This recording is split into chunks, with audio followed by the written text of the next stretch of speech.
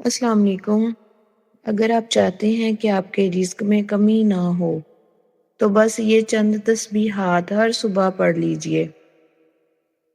ایمان سے کہتی ہوں قسمت بدلتی نظر آئے گی، دل کو سکون اور رزق میں برکت محسوس ہوگی۔ تو صبح کے وقت رزق میں برکت کے لیے تسبیحات دیکھتے ہیں۔ سب سے پہلے استغفر اللہ، کم از کم 100 دفعہ پڑھیں۔ قرآن مجید میں اللہ تعالیٰ فرماتے ہیں فَقُلْتُ اسْتَغْفِرُوا رَبَّكُمْ إِنَّهُ كَانَ غَفَّارًا يُرْسِلِ السَّمَاءَ عَلَيْكُمْ مِدْرَارًا وَيُمْدِدْكُمْ بِأَمْوَالٍ وَبَنِينَ۔ سورۃ روم میں کہ استغفار کرنے سے آسمان سے بارش، مال اور اولاد کی برکت ملتی ہے۔ نمبر 2 ہے سبحان اللہ وبحمدہ سبحان اللہ العظیم، 100 دفعہ پڑھیں۔ اس کے پڑھنے سے رزق، صحت اور زندگی میں برکت ہوتی ہے۔ تسبیح نمبر 3 ہے کہ لا الہ الا اللہ وحدہ لا شریک لہ لہ الملک ولہ الحمد وہو علی کل شیء قدیر، 100 مرتبہ پڑھنے سے حدیث میں آیا ہے کہ جو شخص صبح سویرے یہ 100 مرتبہ پڑھتا ہے اس کے لیے دن بھر حفاظت اور رزق میں برکت لکھ دی جاتی ہے۔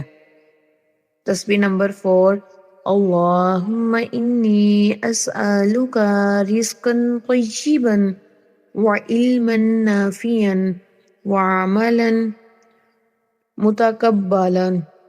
اے اللہ، میں تجھ سے پاکیزہ رزق، نافع علم اور مقبول عمل کا سوال کرتی ہوں۔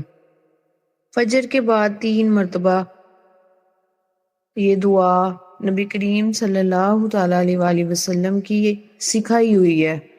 رزق کے حلال اور بابرکت نصیب ہوتا ہے۔ تسبیح نمبر 5 ہے یا فتاح یا رزاق، 100 بار پڑھیں۔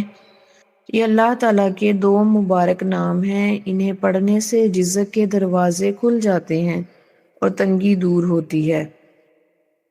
تسبیح نمبر 6 ہے سورۃ الواقعہ، روزانہ فجر کے بعد یا عشاء کے بعد حدیث میں فرمایا گیا ہے کہ جو شخص سورۃ واقعہ روز پڑھتا ہے اسے کبھی فکر و فاقہ نہیں ہوتا۔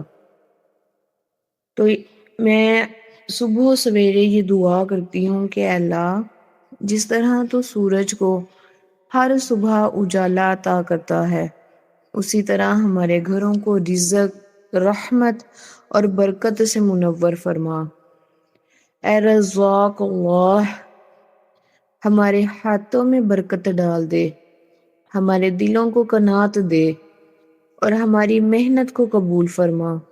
اے اللہ، ہمیں حلال، پاکیزہ اور بابرکت رزق کھانے اور کمانے کی توفیق عطا فرما، اور ہمیں کبھی کسی کے آگے ہاتھ پھیلانے کی ضرورت نہ پیش آئے، اور ہمیں نیک صالحہ اولادوں سے وابستہ فرما، اور ہماری اس دعاؤں کو، ہماری اس کاوش کو اپنی بارگاہ الہی میں قبول و منظور فرما۔ آمین یا رب العالمین۔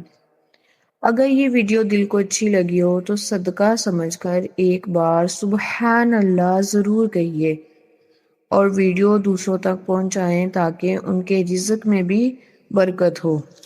اللہ حافظ۔